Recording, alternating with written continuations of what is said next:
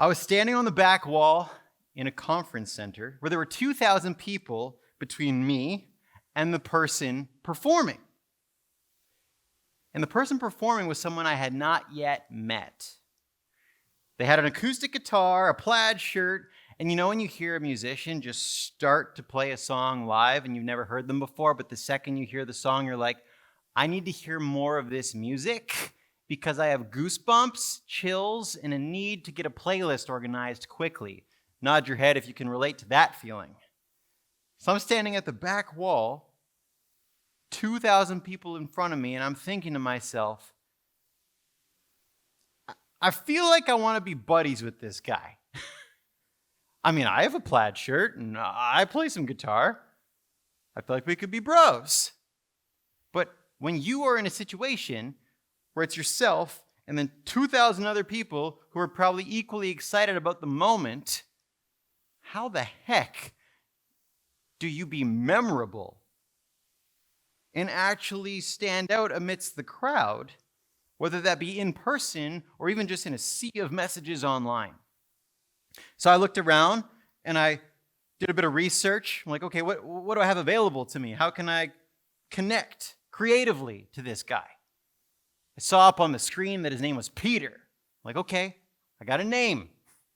And at typical conference halls, there's usually like a table with a jug of water, ice cubes, and napkins and pens with the name of the hotel on the pens. So I used that. I'm standing on the back wall, 2,000 people between me and Peter performing on stage, my future friend. And I get one of the napkins, and of course, what do you do in a very professional situation when you want to connect with somebody? You write them a note on a napkin, obviously. And so I write a note on a napkin to this guy Peter while he's mid-performance on stage. These are the words that I put on that napkin years ago. Peter, you and I have not yet met. I'm listening to your opening performance at OSLC right now. This music is the kind of music I need way more of in my life. I also play guitar. I also wear plaid shirts. I have a hunch that we will be friends someday.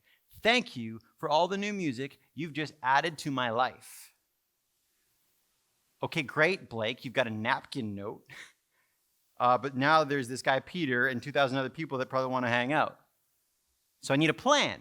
Because if you want to be memorable, if you want to connect, if you want to be creative when forming some new relationship, whether it be in life or in work, you got to stand out. So I notice he has a merch table. I'm like, he'll probably go to the merch table. And so I prepare to go to the merch table right after his performance, and perfect. About 200 people have already formed a line. Amazing. Great. But here's the key.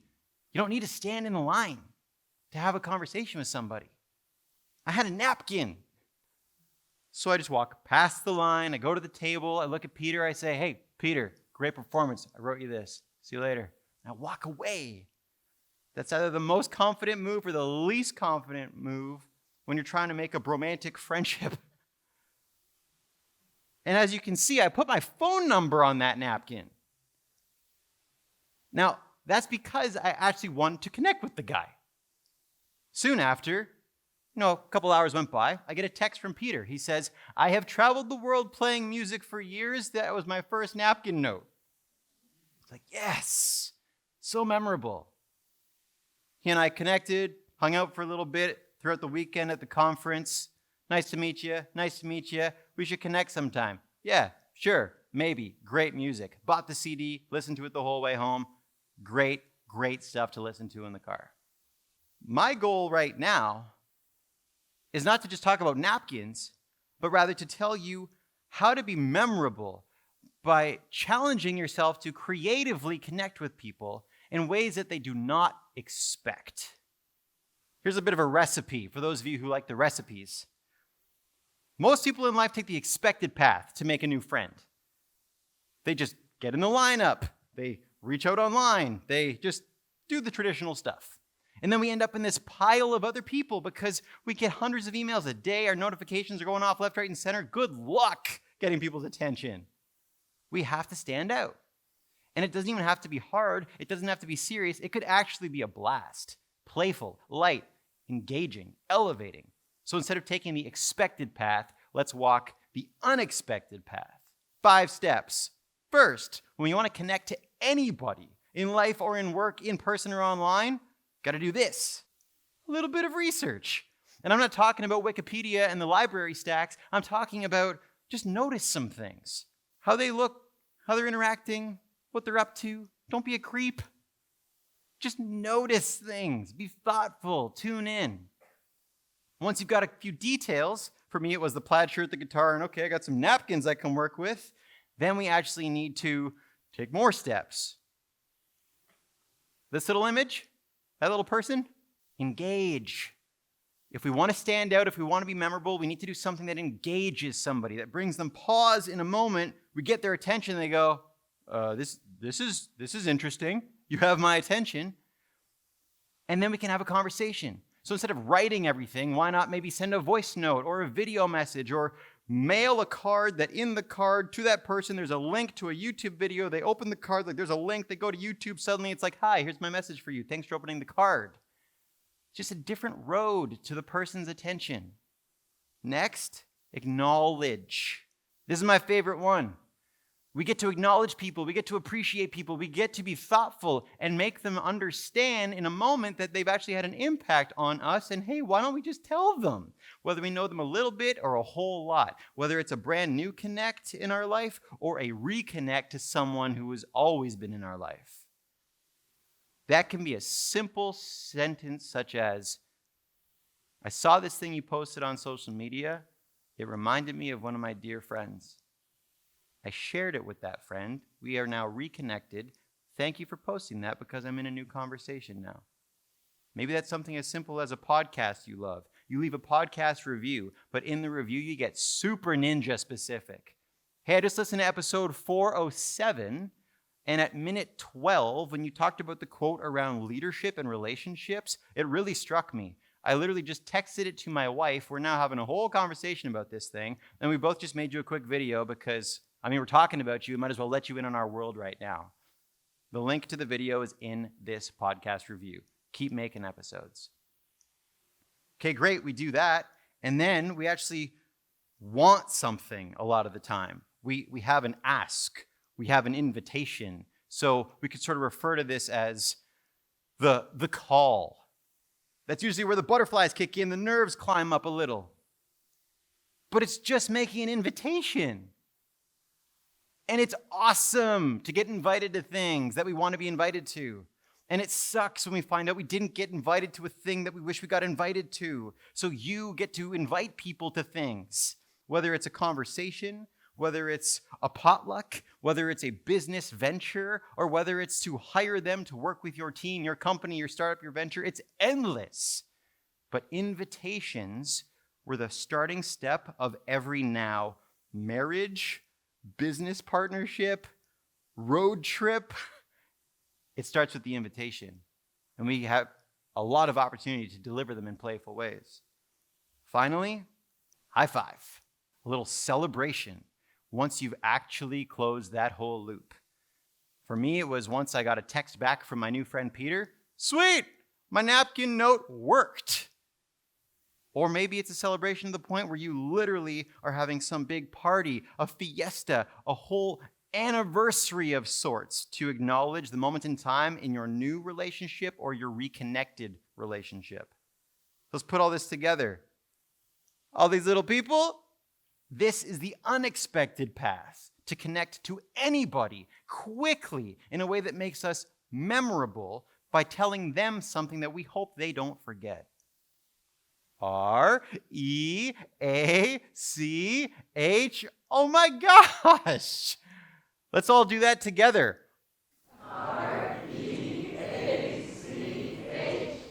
This is how you reach people. This is it. You want to connect to anybody for the first time, reconnect to anybody for the 1,000th time? This is how you do it. And this is how you stand out. This is how you are memorable. This is how you creatively connect so you rise above the noise of the era we are all living in with the pings, the dings, the notifications, the distractions, the, oh my gosh, there's so much coming at me. And these kinds of approaches bring people pause. I paused a few years ago because I invited a few people over to my apartment where my wife and I lived in Toronto. I wanted to pause at the end of the year and do this little concept I call a thank you party. What's a thank you party? It's where you sit in a circle, you write thank you cards, you read them to each other, and then you eat snacks. That's it. It went really well. And I thought, I want to do more of this. I want to make this into like a bigger deal. And so I turned it into an annual event. But I was scared because I'd never put an event together where I actually had like tickets and, hey, would you like to buy my ticket? Yikes. It was like $20. That was scary. So I made the Eventbrite page, put this event together, uploaded it. Like, okay, this is now an annual thank you party where people buy tickets to look back on their year and celebrate their progress and deliver appreciation to their people. It's live. Let's see what happens. Someone bought a ticket quickly. I thought, well, probably my mom, because, that's what moms do when people try out a new thing that might not go great. I open up my computer, I look at the information from the buyer, and when you have a new thing and someone is the first buyer, it's legit now. Like it is real. It's on. That first buyer is such an affirmation. So I look, I'm surprised. The first purchase of the ticket to the first ever legit public thank you party was by my newfound friend, Peter, who I wrote a napkin to years prior. You get to do this every day, all day. You get to connect with people in ways that they'll probably remember, or maybe they'll never even forget. I saw this road sign years ago. It said Overholt Vineyard. I thought of my buddy Chris Overholt, a family friend. I drove 25 minutes and regretted that I didn't take a picture. So I U-turned, I drove 25 minutes back, pulled over safely, took a picture, sent an email that just said, Overholt, here's a photo I saw at the side of the road, thought of you. Didn't even sign off. I just hit send, got back in the car, drove home. Get home 2 hours later, I see a reply from Overholt. Says, you're the best. Always make me smile to hear from you. When are you speaking next and where? I want to come and I want to bring a couple of my colleagues if you don't mind. Let me know. Best to you, my friend, Chris. I wasn't asking for a business opportunity. I just saw a road sign, thought of him, and figured, well, let's bring him into this moment. He came and saw me speak a few days later, referred me to another company. I ended up speaking at their event a few weeks after that. It was not even planned. Someone just got sick. They needed to call in some backup speaker. It led to me finding $13,000 unexpectedly 2 weeks before my wedding to my beautiful wife, Emily. And when you find 13 G's accidentally before a wedding, that's a good thing, let me tell you. This is my friends and I playing music on subways for free, just doing concerts. Why? Because we wanted to engage people. We wanted to make them feel something. And we also wanted to just perform where there were people who would listen. We didn't play for money. We just played for smiles. It was terrifying because the subway is not usually where the friendliest faces go. But a couple songs can completely change that. And they will never forget that subway ride. We also did these things called high five runs. Why? Because we hate running. High fives make it more fun. People joined us month after month. We ran through the city of Toronto. We had flags. We had high fives. We were cheering. We would count down from 10 at the stoplights while squatting to stretch our legs. And we would cheer. And people would be terrified and thrilled because once you get a random high five from a smiling stranger, it's actually a thing of beauty that's never happened before. And they're not going to forget that. We become memorable. Maybe it's someone you meet on Zoom one time. You hear them say literally one sentence. It strikes you. It inspires you. You then write them a note on a piece of paper. You take a picture of the note, and you put the note in a message and just send the picture of the note. It shows that you made the person something. I met my good friend Monica Lawrence this way. Maybe someday we would share a TEDx stage. I don't know. This was back in history. Monica replies, hi, Blake. Wow, I may have to save this message for posterity. I don't even know what that word means. She's so articulate. Thank you for your kindness and enthusiasm. You can literally just send messages. You can do the expected approach. Or you can be bold, playful, go a little bit on the edge, and connect with people in ways that they might remember or maybe they'll never forget.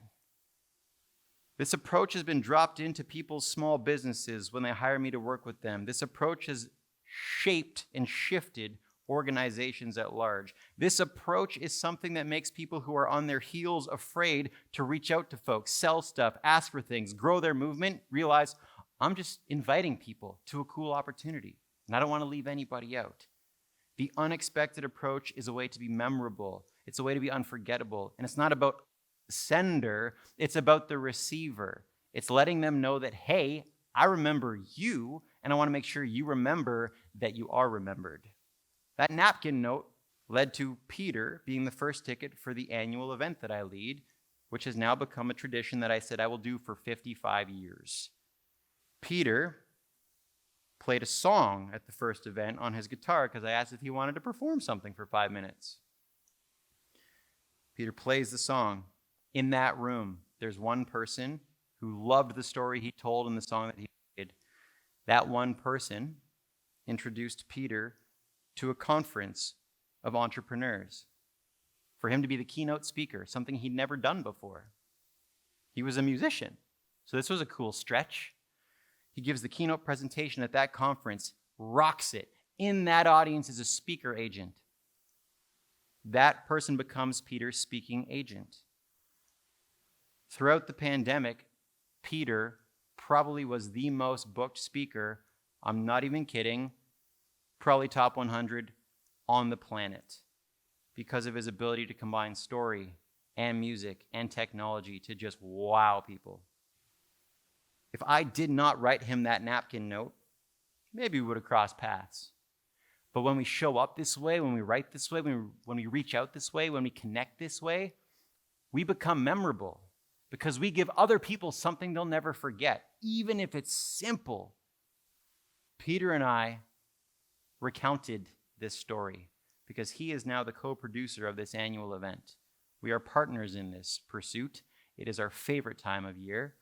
And we recently were just smiling about that napkin note while sitting on the dock at his new cottage, his retreat, his haven that was made possible because of all the ways in which he impacts people in the world.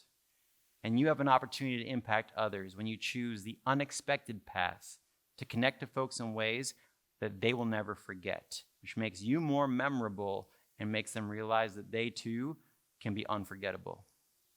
Thank you.